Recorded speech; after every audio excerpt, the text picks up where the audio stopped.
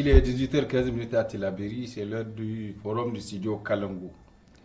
Chers auditeurs et téléspectateurs, bonsoir et merci de votre fidélité à nos émissions diffusées en direct sur 52 radios et 7 télévisions partenaires dans toutes les régions du Niger.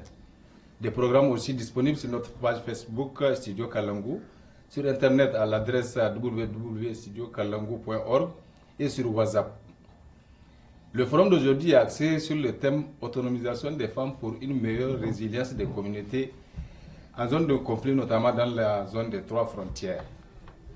En effet, depuis le début de la crise au Mali en 2012, la zone frontalière entre le Burkina Faso, le Mali, le Niger, appelée le Liptako Gourma, est caractérisée par un niveau élevé de violence envers les civils. La présence des groupes armés, la montée de la criminalité et des tensions intercommunautaires ont causé le déplacement d'environ 513 919 personnes, dont plus de 260 000 personnes déplacées internes et environ 250 000 réfugiés, en majorité des femmes et des enfants, selon les chiffres d'OCHA. Les populations ont une vie difficile, vivant sous menaces constantes qui se traduisent par des attaques, tueries, assassinats ciblés, extorsion de biens de toute nature et violences sur les personnes perpétrées par les groupes armés non étatiques. Avec l'afflux de personnes vers d'autres localités, les besoins ont augmenté, notamment dans le secteur de l'eau, la sécurité, l'alimentation, la santé, la protection, les abris, l'éducation pour les communautés hautes et les déplacés. Ce forum sera donc une opportunité pour nous d'échanger sur l'importance de l'autonomisation des femmes pour une meilleure résilience des communautés concernées. Avec nos invités, nous allons échanger sur les besoins des communautés dans la zone, le niveau de vie socio-économique des populations, les avantages de développer des activités génératrices de revenus au profit des femmes qui constituent le gros du lot de ces populations affectées avec de nouvelles charges qui leur reviennent. Pour en parler, nous avons le plaisir de recevoir M. Moumouni Hassan, il est le secrétaire général de la mairie de Torodi. Nous avons aussi Mme Idrissa Laki Ousseini de l'association Femmes, Jeunesse, Environnement et Développement. Bonjour madame. Bonjour. Nous avons aussi Mme Hamadou Essato Jibo, femme Kagalo plutôt. Bonsoir. Il y a enfin Mme Isaac Sadatou qui est femme leader de la région de Tillabéri. Et je suis Moussa Hassan au microphone pour faciliter les débats. Bonjour.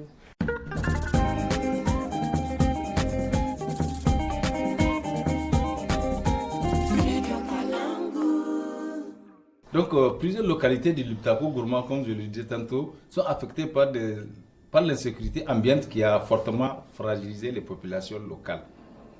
Dans la zone des 3 frontières, les déplacés viennent par centaines chercher refuge après avoir été sommés de quitter leur village par des hommes armés qui ont aussi volé leur bétail, détruit leurs greniers.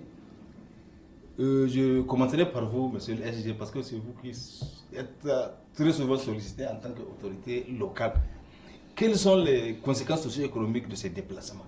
L'impact que ces mouvements des populations ont sur l'économie n'est pas, c'est-à-dire c'est palpable. Donc c'est des communautés qui produisaient dans leur localité avec leurs moyens de production. Ils ont tout abandonné et ils se retrouvent maintenant dans une situation d'appui humanitaire. Donc il y a un désœuvrement total, c'est-à-dire des communautés déplacées qui sont au niveau des villes et villages d'accueil. Et cela a une répercussion sur l'économie aussi locale que l'économie nationale d'ailleurs. Parce que la production agricole et la production agro-silvopastorale également a fortement subi des coûts liés à ce phénomène. Donc, je reviens vers vous, Mme Idrissa Laki. Les femmes peuvent-elles être considérées comme plus prioritaires que les autres couches dans ce phénomène? Je dirais oui. Oui, en ce sens que souvent quand on vient pour les appuis et autres, c'est les chefs de ménage qui trouvent. c'est au chef de ménage qu'on demande par rapport à un certain nombre d'appuis. Et c'est quand seulement le chef de ménage est une femme que vraiment elle est prioritaire.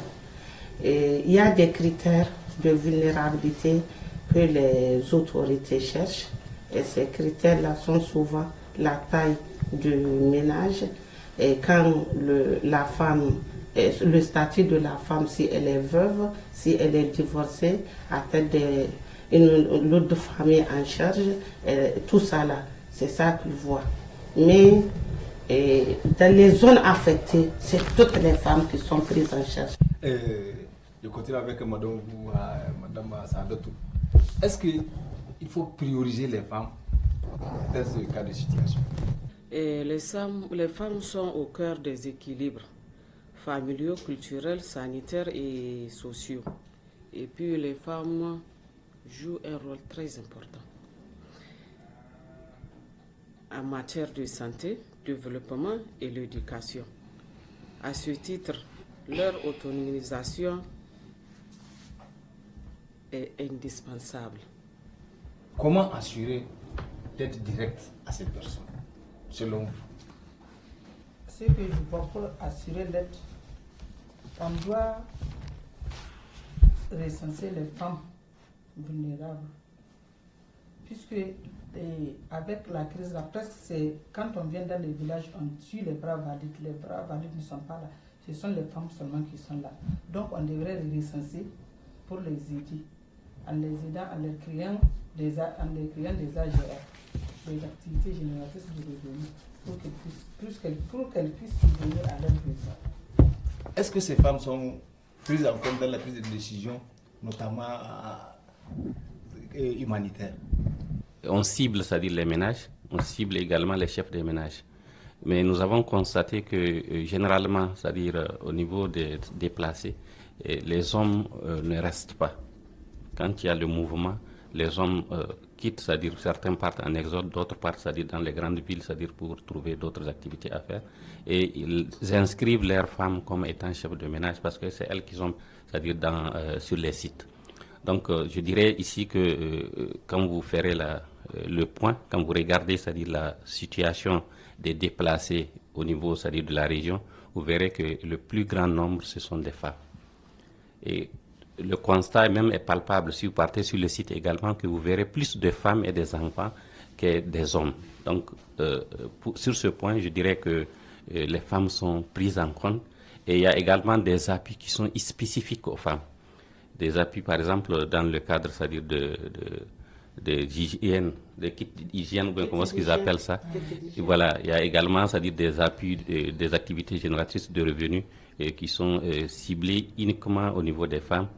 Donc je dirais que les partenaires sont tellement regardants par rapport à la situation des femmes.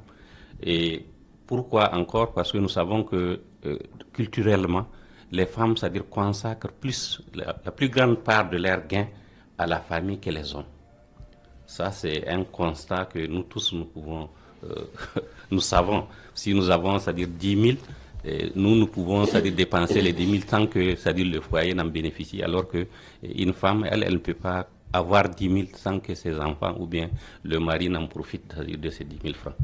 Donc cela est vraiment nécessaire, c'est-à-dire à prendre en charge et à accompagner parce que les femmes constituent vraiment un levier de développement économique. En plus de leur nombre, c'est-à-dire qu'ils représentent, c'est-à-dire plus de 50% de la population nigérienne, et elles sont également celles qui se donnent, c'est-à-dire au travail avec plus de passion. Vous qui travaillez en étroite collaboration avec ces femmes, est-ce que ces femmes sont prises en compte dans les prises de décision? Les femmes sont prises en compte dans les prises de décision. Puisque quand les partenaires viennent dans les localités, on appelle chaque fois les femmes. Il y a l'intervention des femmes. Les femmes viennent, elles exposent leurs problèmes et les partenaires prennent en charge ces femmes. Donc, dans les foyers de tension, en fonction de leur statut de femme, pour bien s'impliquer dans les prises de décision, dans l'activité améliorée. Bien, je dirais que ces femmes ne sont pas à l'aise. Ces femmes. à partir du moment, souvent, c'est l'éducation. La femme est éduquée souvent pour être soumise, pour être aux côtés de l'homme, à la charge de l'homme. Maintenant, une situation de vulnérabilité s'impose. L'homme est soit tué, soit assassiné, ou bien, ou bien déguerpi.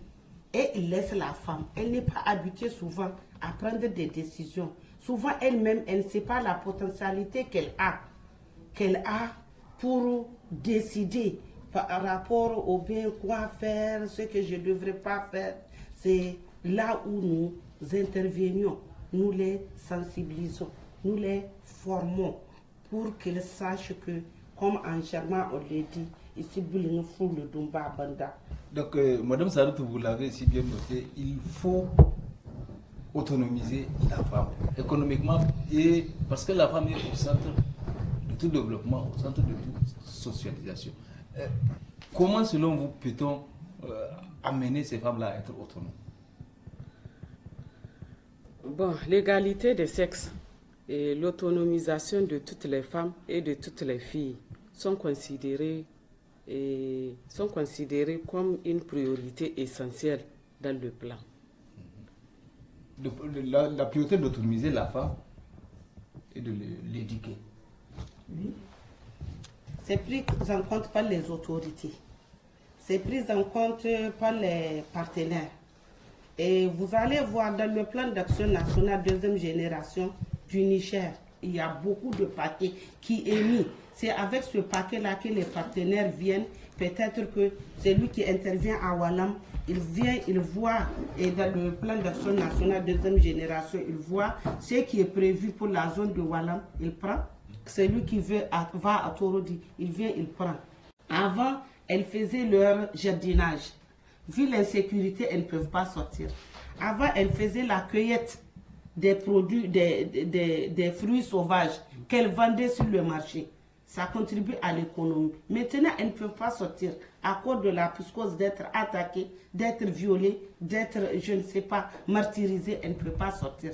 Donc, les partenaires viennent sur les sites pour leur autonomisation en faisant le cash transfert, en les sensibilisant pour que, par exemple, la femme qui connaissait faire les nattes, qu'elle réinvestisse ce qu'elle a appris, ce qu'elle connaissait.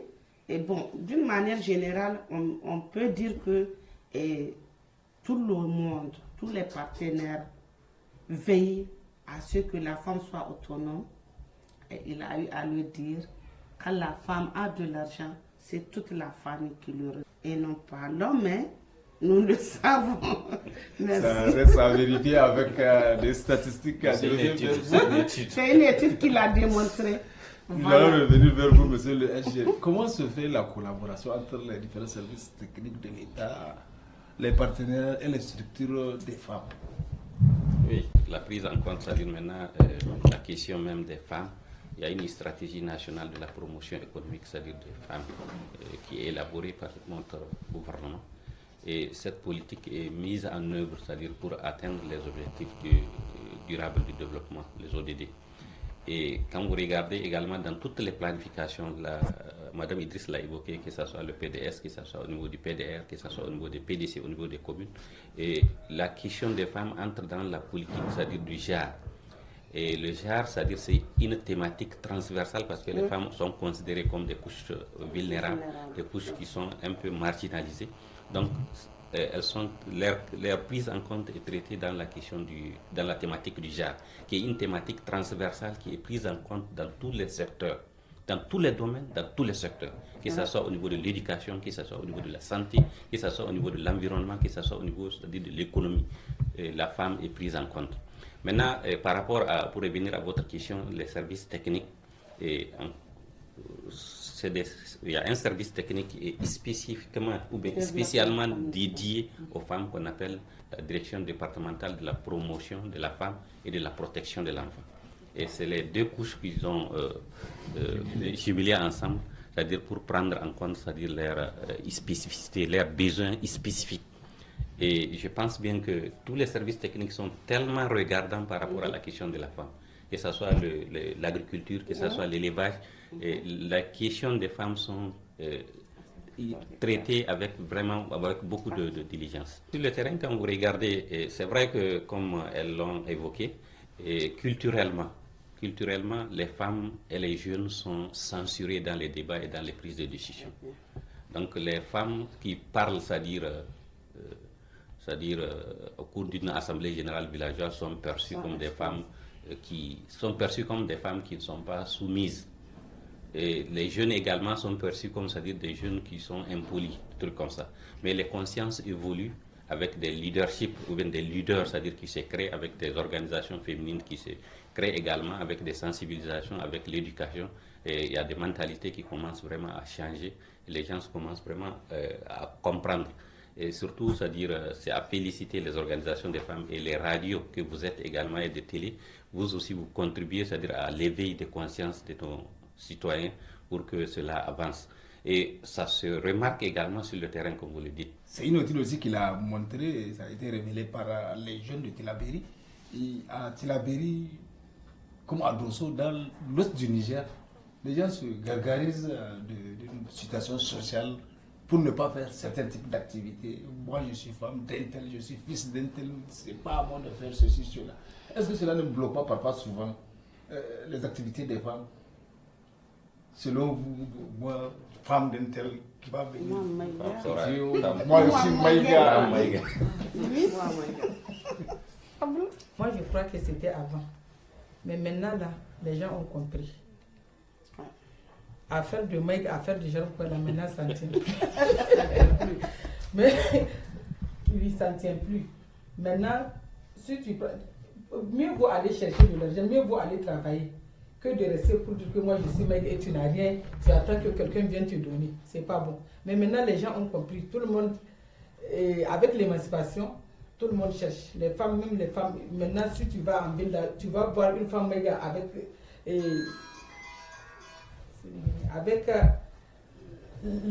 sur le boulot là, par exemple, ici à Tillabéri, quand on voit les femmes avec les tasses de salade, les tasses de melon, toi aussi c'était avant, ils ne le font pas. Mais maintenant, mieux vaut aller chercher pour soi que de rester à la maison dire que toi tu es un mec ou tu ne vas pas aller chercher. Non, maintenant cette question-là, ce n'est plus les gens. Donc, Madame Issaka Sadatou, je viens à vous. Il y a un autre type de stéréotype. J'ai fait l'école, j'ai tel diplôme. Bien, merci. On dit que les brebis galaises ne manquent pas, mais ça change, ça évolue. Les femmes sont dans les groupements féminins avec toutes les différentes couches. Vous voyez? Et donc, moi, j'ai tel diplôme, je suis cadre ceci, je suis cela. Malgré cela, je travaille avec celui qui n'est même pas allé à celui qui n'est même pas allé à l'école. Dans le groupement, ils font les jardinages, ils s'associent, ils voient ce que ça rapporte. Ils apportent leur aide. Je dis que maintenant, dans l'ère actuelle, là, les choses ont évolué. Surtout à Tillabéri ville. Quand ils ont vu les déplacés internes de l'Anzourou, là, quand elles étaient venues, et les femmes, il y a certaines qui se sont même maudites pour dire que si j'avais telle chose, j'allais vraiment venir en aide à ces femmes. Malheureusement, ce n'est pas le jour de la chasse qu'il faut élever son chiot, n'est-ce pas? Voilà. Mais ça change. Ça viendra avec le temps. On va s'atteler pour continuer à sensibiliser. Et parce que quand on est autonome, on sait bien qu'on est respecté. Effectivement. Quand on est autonome, tu es un tout. Parce que souvent, quand tu n'as rien dans la famille, même si tu es l'aîné de la famille, on ne te dit même pas le mariage de ton propre enfant ou bien de ta propre soeur. Mais si tu es autonome, les gens courent derrière toi. Donc, on tend vers l'autonomisation. Les gens comprennent. Ces stéréotypes-là sont en train d'être un peu mis à l'écart pour ne pas dire s'effacer complètement. Elles sont 54 femmes dont à leur disposition un lopin de terre qu'elles sont en train d'exploiter. Vous avez écouté comme moi. Qu'il y en a même qui sont partis, qui ont fait le pèlerinage avec. Et ça a créé toute une chaîne d'activités. ça donne un peu la latitude aux hommes d'aller eux aussi exploiter leur terrain. Ça crée d'autres activités pour les revendeurs, il y a les transporteurs. Donc, comment avez-vous ménagé cela vers Torodi? Oui, parce que les activités maraîchères se sont développées surtout après la crise de 1983, avec la sécheresse de 80. Donc, il y en a beaucoup de groupements comme ça, qui ont je connais des groupements qui ont jusqu'à 12 hectares, des 12 hectares avec une centaine de femmes, et qui ont des revenus, des femmes qui ont des revenus annuels, c'est-à-dire de plus de 2 millions. 1 million, 1 million 500, 2 millions. Et ce que nous essayons de faire, c'est d'orienter les partenaires, c'est-à-dire dans notre planification, dans la production, surtout dans la mobilisation des eaux et la protection des sites. C'est dans ce cadre même, avec les déplacés, nous avons aménagé, c'est-à-dire un site de 8 hectares à Torodi même pour mettre ça à la disposition des femmes. Donc nous avons des allocations financières avec un partenaire, notamment le PASSEC qui vient de finir, et ça nous a permis, c'est-à-dire de faire la clôture grillagée et de faire des forages et de faire des systèmes californiens et de mettre ça à la disposition des femmes. Et c'était vraiment un engouement. Les femmes, certaines sont jusque là, qui veulent, mais le site est saturé. Donc c'est des choses que nous pensons que c'est le seul secteur sur lequel, quand on investit, tout le monde peut se retrouver, particulièrement les femmes. Parce que l'agriculture irriguée est différente de l'agriculture pluviale. On n'a pas besoin de beaucoup de superficie. C'est-à-dire 200 mètres carrés peuvent suffire, c'est-à-dire à une femme pour produire et se nourrir pendant toute l'année.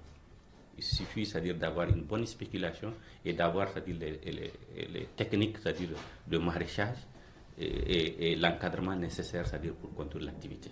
Et justement, est-ce que cet encadrement est... L'encadrement est assuré par les services techniques de l'agriculture. Et ils sont vraiment à pied d'œuvre, c'est-à-dire pour accompagner ces femmes-là. Parce que c'est devenu maintenant culturel chez nous. Parce que quand vous partez déjà à Kobadi, vous verrez qu'ils ont évoqué ça tout à l'heure. Il y a des jeunes qui ne font que revendre, c'est-à-dire les produits maraîchers, les produits irrigués. Et il y a des femmes qui sont de l'autre côté qui produisent.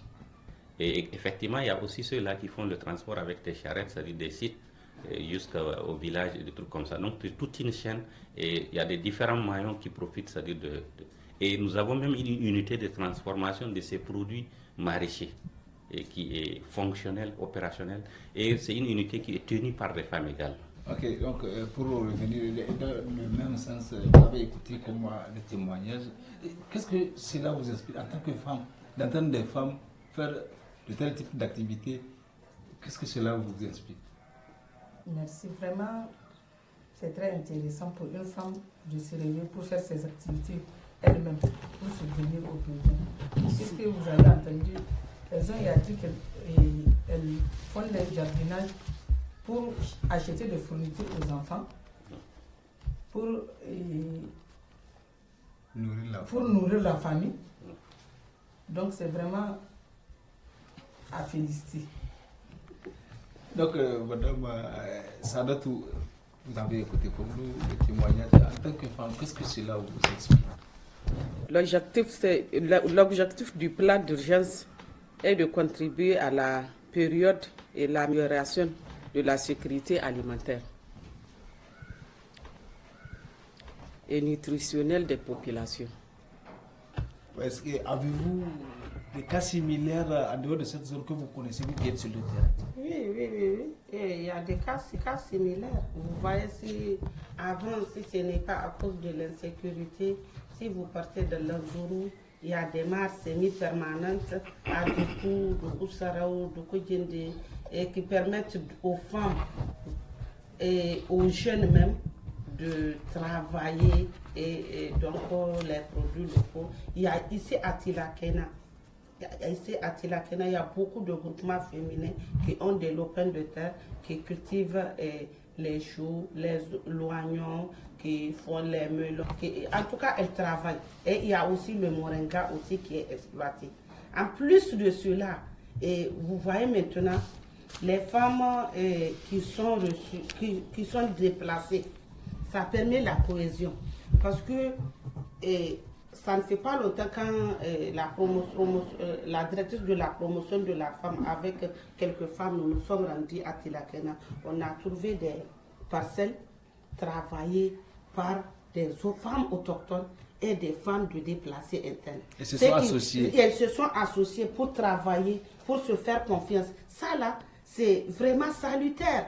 Ça crée la cohésion, ça crée la confiance, ça permet à l'économie de se développer et à la femme qui est déplacée, qui est venue, de se faire elle-même confiance par rapport à ses compétences. Et socialement, elles seront intégrées.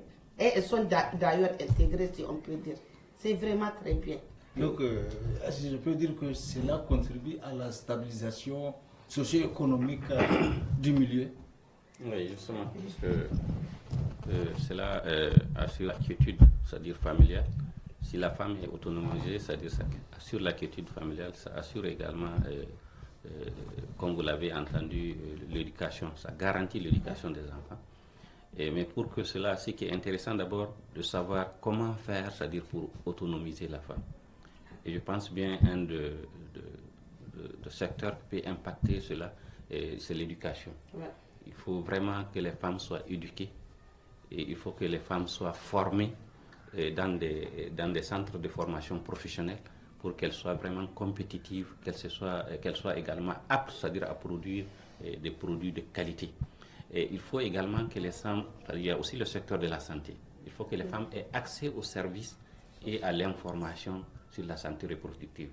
Parce que ça aussi, c'est un aspect sur lequel il faut travailler pour permettre aux femmes vraiment d'être, c'est-à-dire ça, handicap. Et l'autre côté aussi, c'est vraiment l'accompagnement. Et il faut déconstruire aussi les pesanteurs sociales que vous avez évoquées. Il faut travailler, faire des sensibilisations pour que les mentalités évoluent, pour qu'on laisse les femmes aller travailler. Parce qu'on a l'impression que certains hommes pensent que si la femme elle est autonome, elle devient une opposante, elle devient une insécurité, c'est-à-dire dans le foyer. Bon, je ne pense pas que cela, je n'épouse pas, c'est-à-dire cette idée. Et je pense bien que c'est dans un couple, ça doit être vraiment une collaboration. C'est pas une relation de dominant et de dominé. Et ça doit vraiment évoluer. On doit savoir que le mariage, du point de vue religieux même, c'est un contrat. Et c'est un contrat qui est régi par des clauses. Et parmi ces clauses-là, il n'y a pas, c'est-à-dire la domination. Après, on a besoin que la femme soit soumise à son mari, c'est-à-dire qu'elle accepte que c'est le mari qui est le chef de ménage, mais que le mari également accepte que la femme s'épanouisse. Madame Hamadou, pensez-vous qu'il y a d'autres vecteurs d'activité, d'autres secteurs qu'on puisse raviver, sur lesquels on peut agir pour l'autorisation de la femme? Au niveau du jardinage, s'il y a d'autres secteurs de la vie économique sur lesquels on peut se baser. En dehors du jardinage et de l'élevage, oui, il y a d'autres. Il y en a. Par exemple, on peut amener les femmes dans le foyer, les centres pour qu'elles apprennent à coudre les habits, les foyers féminins. Il y a aussi à part, on peut les former pour qu'ils puissent transformer les produits agricoles aussi. Effectivement, la transformation. Je reviens vers vous, Madame Laki. Est-ce que tous ces secteurs-là sont porteurs dans ces zones-là ou bien il faut penser à autre chose? Bon, je dirais dans ces zones-là, il y a le secteur de l'artisanat aussi qui est un secteur vraiment qui peut porter les transformations de nos produits locaux. Souvent, il faut travailler avec les moyens de bord. Là où je suis, j'ai des gibiers, je sais comment m'en sortir avec les fruits du gibier, faire le jus du gibier, faire je ne sais pas quoi. Donc, faire les transformations des produits locaux. Et il y a le garba ici, on peut dire, venir faire la transformation, le savon, tout ça là. En tout cas, les deux secteurs-là, la transformation de nos produits locaux et l'artisanat, en dehors de l'agriculture, sont aussi porteurs. Toujours dans la même lancée, Il y a des appuis ciblés et organisés qu'on fait dans le cadre de la résolution de cette situation d'insécurité. Par exemple, les femmes militaires décédées, on les organise en groupement, on les appuie, elles fructifient cet appui. Est-ce que du côté des victimes civiles aussi, ne pensez-vous pas qu'on puisse faire la même chose, ou bien ça se fait sur le terrain? La promotion de la femme, il a eu à le dire, et la protection de l'enfant, les gens sont en train de penser. Les gens sont en train de penser et l'État est en train d'orienter les partenaires vers aussi sorte optique. Parce que ce n'est pas seulement les femmes des militaires qui ont besoin d'être organisées. Il y a des autochtones aussi qui sont là sur place, des civils qui sont là sur place. Il y a aussi, on prend une femme dont le mari a été assassiné, dont son père, ses frères, et elle est restée seule avec des enfants. Vous ne pensez pas que c'est aussi utile pour ces femmes-là d'être organisées, d'être appuyées et orientées, si on peut dire même accompagnées et coachées, pour qu'elles puissent vraiment subvenir aux besoins de la famille et de façon durable. Parce que c'est la durabilité qui compte dans toutes ces choses-là. Il faut les orienter vers cette durabilité. Est-ce que vous avez quelque chose à dire à ce propos? Oui, justement, parce qu'il y en a beaucoup de métiers, comme nous le disons, parce que chez nous, malheureusement, que ce soit au niveau des femmes ou bien des hommes même, mais il y a beaucoup de secteurs ou bien des métiers qui sont un peu bien, si on peut se le permettre. Quand vous prenez, c'est-à-dire les salons de coiffure, quand vous prenez, c'est-à-dire les salons cosmétiques, c'est les côtières qui viennent, c'est-à-dire faire ça.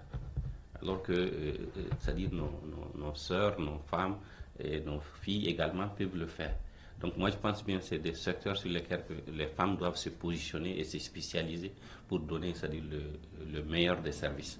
Il y a également, quand vous prenez, c'est-à-dire Madame Idrissa l'évoquait, et avant cette crise-là, sur la chaîne des produits forestiers non ligneux, que ce soit la cueillette, le transport et la vente même de certains produits comme par exemple les feuilles de baobab, que ce soit le fakou et autres, c'est les femmes qui faisaient ça. C'est une chaîne sur laquelle c'est uniquement les femmes qui se sont positionnées. Bon, le grand nombre quand même, ce sont des femmes. Et quand vous regardez également pour tout ce qui est artisanat, la majeure partie, c'est-à-dire de nos artisans, dans la transformation des produits, dans la transformation de certaines choses, c'est des femmes. Et je pense bien, on peut vraiment appuyer, c'est-à-dire sur ce secteur-là, sur ce métier-là, pour vraiment promouvoir le développement économique, c'est-à-dire des femmes. Quel est votre souhait dans le cadre de l'amélioration des conditions de vie des femmes pour qu'elles puissent apporter leur contribution dans la stabilisation de la société et la cohésion sociale? C'est aux autorités d'accompagner les femmes. À travers des formations. À travers des formations de sensibilisation. Quand je dis accompagnement, c'est-à-dire il y a tout. Il y a le financement, il y a la sensibilisation, la formation. D'accord. Et vous, Madame Assadatou, Madame Isaka Assadatou, en tant que femme leader, quel est votre souhait pour l'amélioration des conditions de vie de ces femmes afin qu'elles puissent être réellement autonomes? Notre souhait, c'est d'impliquer la femme dans les prises de décision. Madame Idrissa Lakis, quel est votre souhait pour amener la femme à être utile, sinon primordiale, au sein de la société? Il faut qu'elle ait l'accès à la terre. Ça, on a besoin, les femmes en ont besoin. Et il faut aussi que les partenaires soient regardants. Souvent, pour les appuyer, on dit amener telle chose, amener une carte, amener ceci, amener cela. Qu'on voit au niveau de l'état civil également. Parce que quelqu'un qui a perdu tout, elle ne peut pas avoir, comment dirais-je, certains documents officiels. Il faut que les partenaires soient souples dans les appuis qu'elles veulent apporter. Ou bien qu'on demande à la femme, nous, on va t'amener ceci. On va vous construire des kiosques. on va vous former, on va vous appuyer, mais la matière première, il faut la chercher. Elle va la chercher où? C'est une manière de dire à la femme, va encore t'endetter. Si on veut aider, qu'on l'aide à 100%. Qu'on l'aide à 100%. Mais nous ne voulons pas du tout des cadeaux, comme on peut dire, prendre du poisson et donner à quelqu'un, apprenez-lui à pêcher son poisson. C'est ça que nous voulons. Merci. Je termine avec vous, SG. Quel est votre souhait le plus ardent et votre appel? Oui, l'appel c'est d'abord à l'endroit de la communauté, de notre société d'abord. Ou bien, c'est-à-dire cette culture-là de marginalisation des femmes. Et cela, tous les acteurs doivent contribuer. En premier lieu, d'abord les femmes leaders et leurs organisations féminines. Et vous également, les différents médias et aussi les autorités, surtout locales, parce que je pense bien on peut réussir, c'est-à-dire le changement de la base. Mais il faut qu'on sache qu'un changement est difficile et c'est lent. Il y a des changements qui s'opèrent, mais un changement, ça ne peut pas venir brusquement d'un coup. Mais il y a des changements quand même qui s'opèrent. Donc moi, je suis optimiste qu'on pourra, c'est-à-dire atteindre l'objectif auquel on vise. Maintenant, par rapport, c'est-à-dire à la part de la femme dans la prise de décision, moi je pense que à l'endroit des femmes, elles doivent se battre. Elles doivent se battre pour mériter, elles doivent se battre pour se positionner. Ne pas atteindre, c'est-à-dire le quota, ce n'est pas intéressant. En effet, la question de l'autonomisation de la femme et leur capacité à s'engager dans les initiatives entrepreneuriales est particulièrement aiguë. L'autonomisation de la femme, mais aussi celle de la jeune fille, reste une préoccupation majeure, notamment dans nos pays. Mais demeure néanmoins un des meilleurs moyens de stabilisation des communautés et de promotion de la cohésion sociale pour une paix durable. Nous sommes au terme de ce forum du studio Kalangu. Nous avons eu le plaisir de recevoir Madame Idrissa Laki Ousseini de l'association Femmes, Jeunes, Environnement et Développement, de M. Moumouni Hassan, secrétaire général de la commune de Torodi, de Mme Hamadou Essat Jibo de l'association Femmes Kagalo et de Mme Isaka Sadatou, femme leader de la région de Tilaberi. Au microphone, je suis Moussa Hassan. Merci et au revoir.